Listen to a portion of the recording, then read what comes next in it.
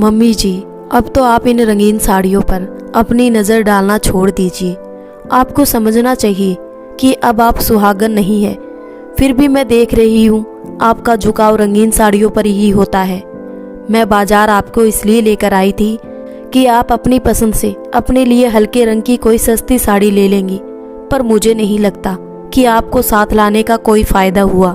ऐसा कीजिए, आप रिक्शा पकड़कर घर जाइए। मैं और मेरी मम्मी खरीदारी कर लेंगे। आपके लिए भी साड़ी मैं ही ले आऊँगी। वैसे भी साड़ियाँ खरीदने के बाद मुझे पार्लर भी जाना है, तो बेहतर होगा आप घर जाइए। घर पर काम वाली बाई बीना भी आ गई होगी, तो उससे घर के काम करवा लीजिएगा, वरना आपको ही सब करना होगा, क्योंकि पार्लर से आने के बाद मैं तो रसोई में कदम नहीं रखूंगी, कह देती हूँ। पुष्पा अपनी सास जयश्री जी से कहती है। जयश्री जी बोली, पर बहू, तुमने तो कहा था कि तुम मेरे साथ शॉपिंग करना चाहती हो, इसलिए तो कल तुम मुझे बैंक से पैसे निकलवाने के लिए लेकर गई थी। अब तुम अपनी माँ के साथ खरीदारी करना चाहती हो। क्या तुम्हारी नज़र में मेरी इतनी अहमियत है? क्या तुम्हें बस मेरे पैसों से मतलब है? पुष्पा ने जयश्री जी से उनका पर्स लिया और उसमें से सारे पैसे निकाले और कुछ खुले पैसे रखते हुए बोली, सही समझिए आप, ये लीजिए पर्स, पैसे मैंने निकाल लिए हैं और खरीदारी भी कर लूँगी। रिक्शे के किराए लायक पैसे छोड़ दिए हैं मैंने, आप रिक्शा से चली जाइए। और बुढ़ापे के लिए कुछ पैसे बचाना चाहती हैं तो आप पैदल भी घर जा सकती हैं। इतना कहते हुए पुष्पा अपनी माँ के साथ अगली दुकान की तरफ चली गई। जयश्री जी अपने आसपास खड़े लोगों को देख रही थी, मानो हर कोई उन पर हंस रहा था। उन्होंने एक रिक्शे वाले को रोका और रिक्शा में बैठकर चुपचाप घर की ओर निकल गई। घर आई तो बीना बगीचे में फूलों को पानी दे रही थी। जैसे ही जयश्री पर उसकी नज़र पड़ी, वो भागती हुई आई और बोली, माँ जी, आप इतनी जल्दी कैसे आ गई? आपकी तबीयत तो ठीक है ना? चलिए अंदर चलकर बैठिए, मैं आपके लिए चाय लेकर आती हूँ। थोड़ी देर में वो चाय बिस्किट लेकर आई तो जयश्री जी गुस्से में बोली, तुम क्यों मेरा इतना ख्याल रखती हो? आखिर तुम मेरी लगती क्या हो?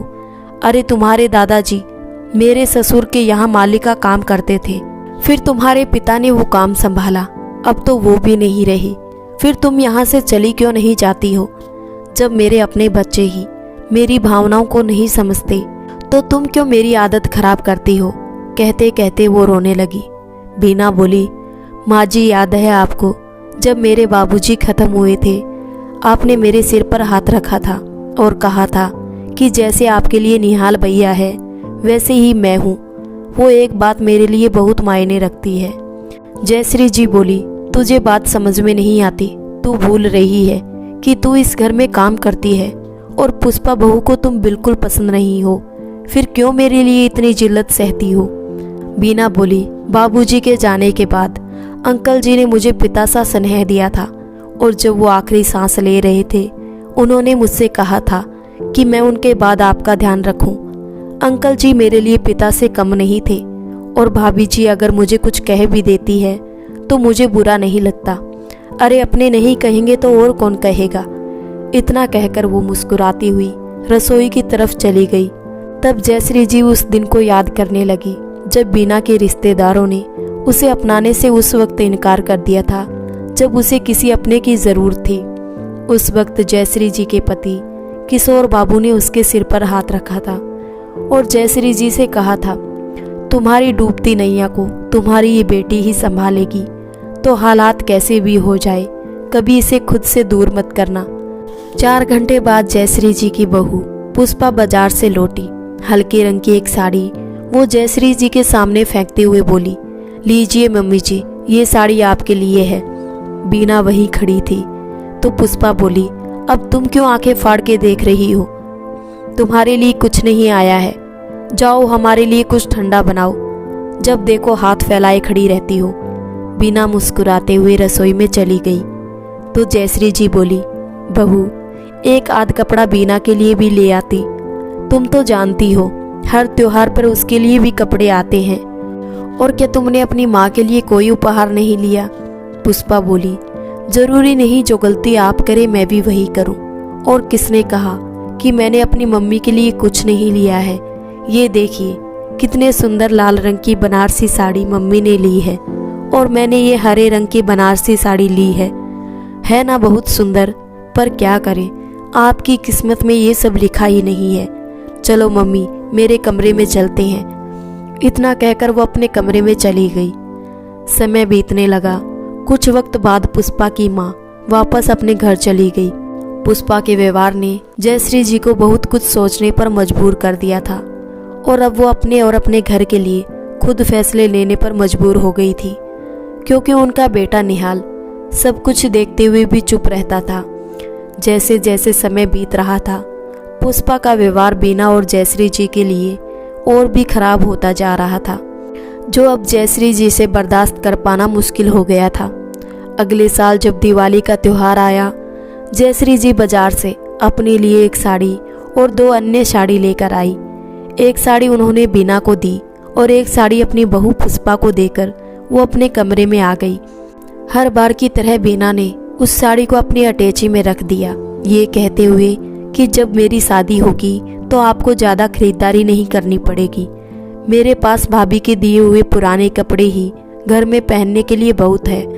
उधर चुपके से जब पुष्पा ने बीना की साड़ी देखी और अपने कमरे में जाकर जब अपनी साड़ी देखी तो वो जल भुनकर लाल हो गई, क्योंकि दोनों साड़ियाँ बिल्कुल एक जैसी थी। वो गुस्से में निहाल के पास जाकर बोली, तुम्हारी माँ मुझे उस नौकरानी से कंपेयर कर रही है।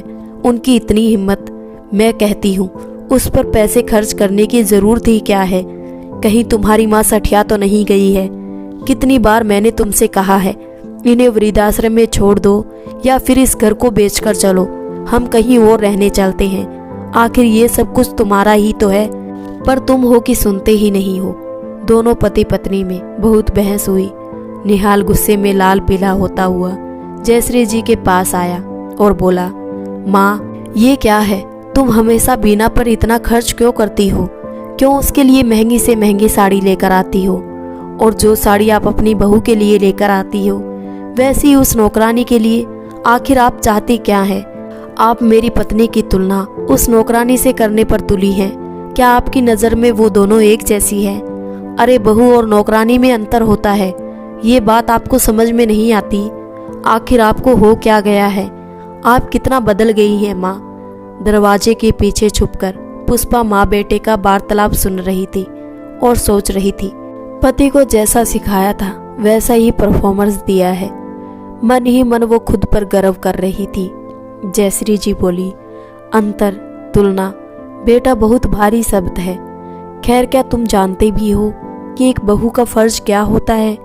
बस अपनी सास से उसकी संपत्ति लेना और उसे अपनी माँ के सामने अपमानित करना। मैंने बहुत वर्षों तक तुम लोगों का ख्याल रखा, पर जब तुम दोनों को मेरी भावनाओं की कदर नहीं तो मुझे तो खुद को बदलना ही होगा। निहाल बोला, आप कहना क्या चाहती है? जयश्री जी बोली, बेटा मैं जो कह रही हूँ सोच समझकर कह रही हूँ, और मैं तुम्हारे पैसों का नहीं बल्कि अपने स्वर्गीय पति के पैसों का सदुपयोग करती हूँ। फिर तुम दोनों पति पत्नी को मिर्ची क्यों लग रही है? निहाल बोला, मैं समझा नहीं, जो कहना है खुलकर कहिए।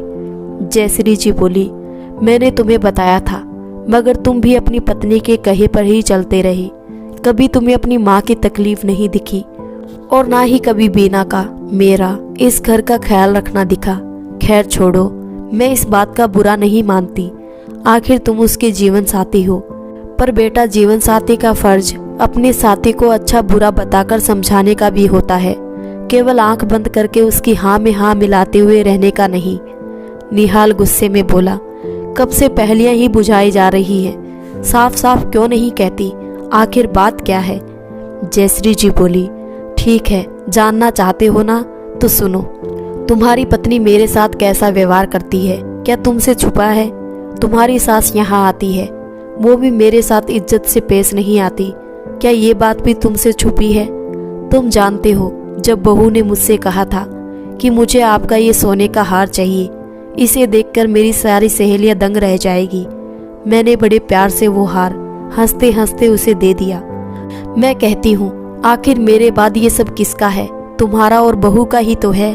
मैं खुशी खुशी उसे सब कुछ दे देती हूँ, पर क्या उसने कभी अपनी बहू होने का फर्ज निभाया? मैं कहती हूँ आखिर मेरे बाद ये सब किसका है? तुम्हारा और बहू का ही तो है। मैं खुशी खुशी उसे सब कुछ दे देती हूँ, पर क्या उसने कभी अपनी बहू होने का फर्ज निभाया?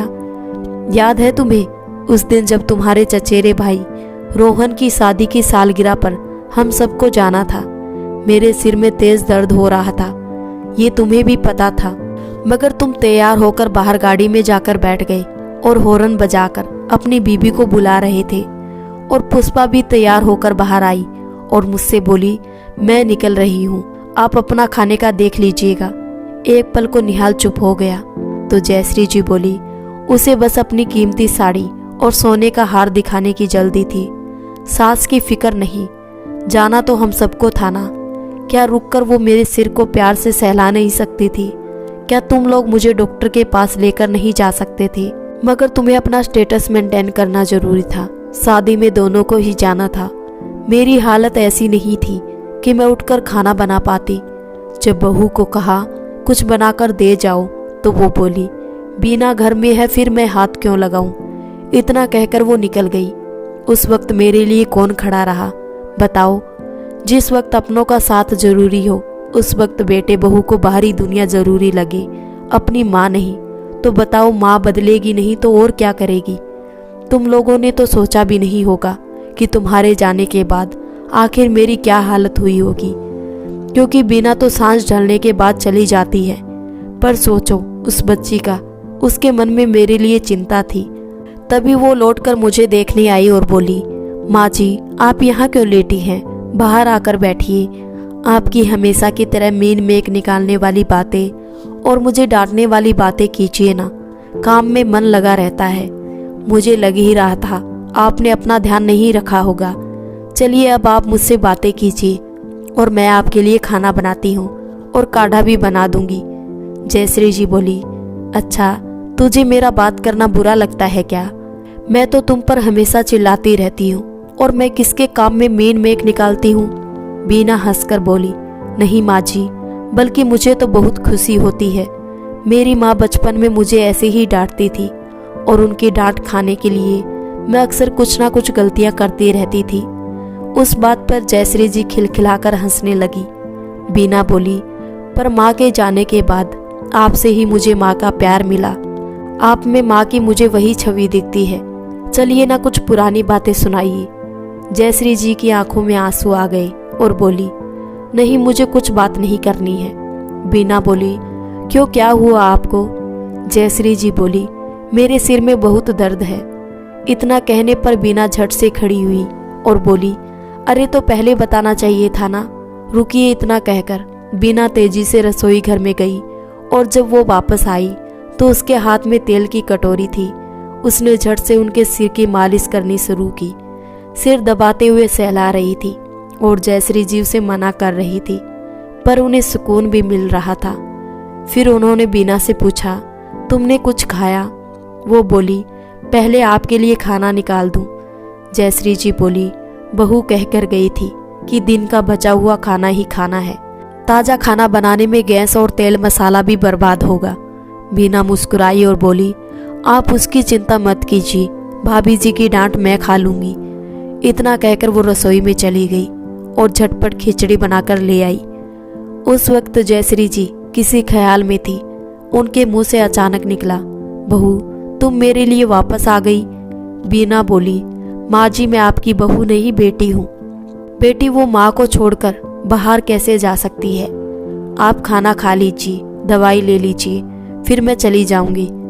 थोड़ी देर बाद बीना अपना फर्ज निभाते हुए चली गई।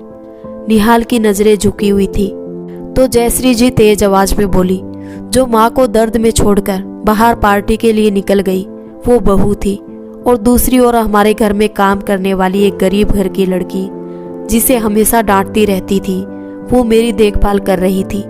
वो मुझे अपनी माँ समझती है और मेरा इतना ख्याल रखती है जितना तुमने भी कभी नहीं रखा होगा। और तुम कहते हो माँ बदल गई। निहाल बोला, माँ मुझे माफ़ कर दो। जयश्री जी बोली, नहीं बेटा, माफ़ करने का समय अब बचा ही नहीं। मैंने उसी वक्त तय कर लिया था कि उसी दिन से वो मेरी बेटी है, और हर माँ अपनी बेटी को कुछ ना कुछ देती ही है। तो मैं भी उसे जीवन भर का हर सुख दूंगी। और तुम्हारे पापा की भी यही इच्छा थी। और हाँ, बहू को बता देना, आगे से अपनी तुलना मेरी बेटी से मत करे। और दरवाजे के पीछे जो खड़ी होकर कान लगाए सुन रही है ना, वो आदत सुधार ले।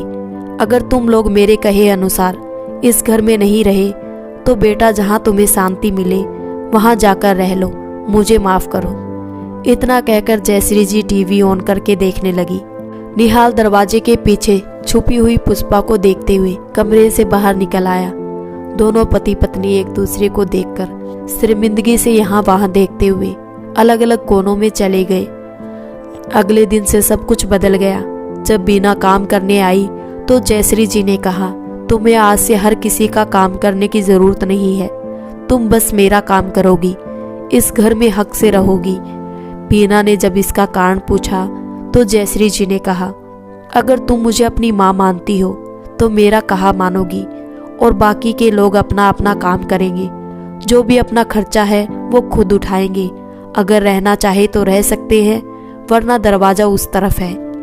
इतना कहकर जयश्री जी ने बीना का हाथ पकड़कर उसे उसका कमरा दिखाने चली गई। कुछ दिनों बाद जब पुष्पा की माँ ने आने की बात की तो पुष्पा ने साफ साफ मना कर दिया और कहा कि अब यहाँ उनकी इज्जत नहीं हो सकती, क्योंकि अब नौकरानी घर की रानी बन चुकी है। हर रोज निहाल और पुष्पा में लड़ाई झगड़ा होने लगा। पुष्पा कहती है, मैं उस नौकरानी के साथ इस घर में नहीं रह सकती, चलो कहीं और जाकर रहते हैं। निहाल बोला, एक तो तुम्हारी वजह से पहले ही बहुत नुकसान हो चुका है, और अब अगर मैं इस उम्र में अपनी माँ को छोड़कर चला गया तो पता चला मेरी माँ बची हुई संपत्ति भी बीना के नाम कर देगी। बाहर के खर्चे कितने होते हैं तुम्हें तो पता भी नहीं होगा, तुम तो बस शॉपिंग करना जानती हो। क्या तुम्हारी माँ ने इतना भी नहीं सिखाया कि घर में थोड़ा बहुत मिलजुल कर रहना चाहिए? तुम्हें संपत्ति और माँ के जेवर चाहिए तो करो माँ की सेवा। क्या गलत कहती है माँ? जो सेवा करेगा वही तो मेवा पाएगा। मुझे इन सब चीजों से दूर रखो। समय बीता। जयश्री जी ने बहुत धूमधाम से बीना की शादी एक संपन्न घर के अच्छे लड़के से की, और अपने जीते जी उन्होंने अपनी संपत्ति के 2 हिस्से किए, एक बीना के नाम, दूसरा निहाल के नाम। और उन्होंने ये बात भी मेंशन की कि जब तक निहाल 65 साल का नहीं हो जाएगा इस संपत्ति को बेच नहीं सकता। जब निहाल ने अपनी माँ से इस बिल को बनाने का कारण पूछा तो जयश्री जी हंसते हुए बोली, बेटा, तुम्हें अपनी माँ की भावनाओं की कदर नहीं थी, पर मुझे तो तुम्हारे बुढ़ापे की भी चिंता है, क्योंकि तुमने अपनी पत्नी को कभी परिवार से जोड़ने की कोशिश ही नहीं की, तो वो अपने बच्चों को न जाने क्या सिखाई। मैं नहीं चाहती मेरे जाने के बाद तुम्हें कोई कष्ट हो। जब मैं ना रहूं और तुम्हारे बच्चे तुम्हारी देखभाल ना करें, तब इन पैसों से अपने रहने का इंतजाम कर लेना। एक ही घर में माँ बेटा सब रह रहे थे, पर निहाल अपनी माँ से अब नजरें नहीं मिला पा रहा था। जयश्री जी जब तक जीवित रही, बीना तीज त्योहार पर उनसे मिलने आती रही, और निहाल माँ की अंतिम सांस तक उनका हाथ थामे रहा। पर पुष्पा को वो इज्जत और प्रेम फिर कभी नहीं मिल पाया। शायद उसकी यही सजा थी। दोस्तों, इस स्टोरी को लेकर आपकी क्या राय है, नीचे कमेंट करके ज़रूर बताइएगा। और ऐसी ही वीडियोस के लिए हमारे चैनल सोशल स्टोरी को सब्सक्राइब कर लीजिएगा।